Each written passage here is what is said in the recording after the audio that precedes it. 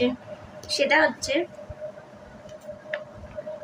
2023-এর আমার আগস্ট মাস নিয়ে নিয়েছে। সেটা হচ্ছে জিওগ্রাফি প্র্যাকটিক্যাল বুক ক্লাস 12-এর। এটার একটা অংশ আমি তোমাদের দেখাতে চাই।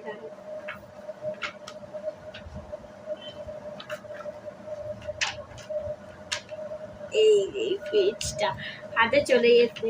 তো এই যে এখানে দেখতেই পাচ্ছ যেই পিকচারটা মানে আছে টোপোগ্রাফি ম্যাপ, এটাকে বলতে গেলে আমার লাইট ট্রেস করতে করতে বলতে গেলে এই যে এই জায়গাটা ছিঁড়েই গেছিলো, আর এইটা বলতে গেলে আমি নিজে টেনেই ছিঁড়ে নিয়েছিলাম। না সরি, ভুল বললাম। এই জায়গাটা দেখতে পাচ্ছি, এই জায়গাটা ছিঁড়ে গেছিলো, আর এইটা বাকিটা আমি নিজেই ছিঁড়ে নিয়েছিলাম, কারণ আমার করতে তখন প্রচুর অসুবিধা হচ্ছিল। এই জন্য লাইট ট্রেস করার টাইমে তখন তাও ভালো আমার চোখ খারাপ হয়ে যায়নি, 2-3 জনের চশমা চলে এসেছিলো। যাই হোক, আমার প্র্যাকটিক্যাল খাতা আর স্কুল থেকে আনা হয়নি, যদিও কখনো অবশ্যই আনা হয়, অবশ্যই তোমাদের আমি দেখাবো, কিন্তু কবে আনবো সেটার কোনো গ্যারেন্টি নেই বলতে গেলে। আর 11-12-এর প্রত্যেকটা বলতে গেলে কাজই বলতে গেলে খুবই মন দিয়ে করেছিলাম, এটাই বলবো। বারবার যেতাম একটা কাজ ঠিক করার জন্য, মানে এমন হয়েছে দিনে 6-7 বার গেছিলাম। এই দিনগুলো এখনো খুব মনে পড়ে। আমাদের ক্লাস 11-এ মানে প্র্যাকটিক্যাল থাকতো হচ্ছে ওয়েডনেসডে করে, আর ক্লাস 12-এ থাকতো মানডে করে।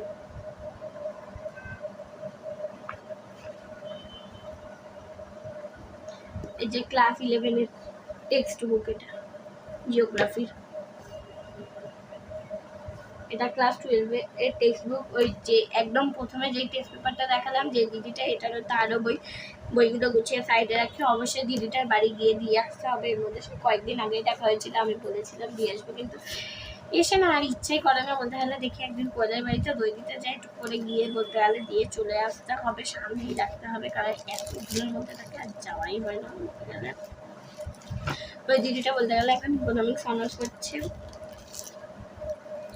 তো এই যে সাইডে রেখে দেখি, এটা আমার বই নেই, আমার দিদির বই।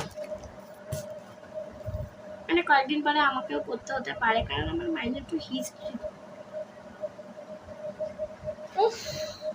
কে দেখলেই না আমার হাতটা ব্যথা করে, সেটা হচ্ছে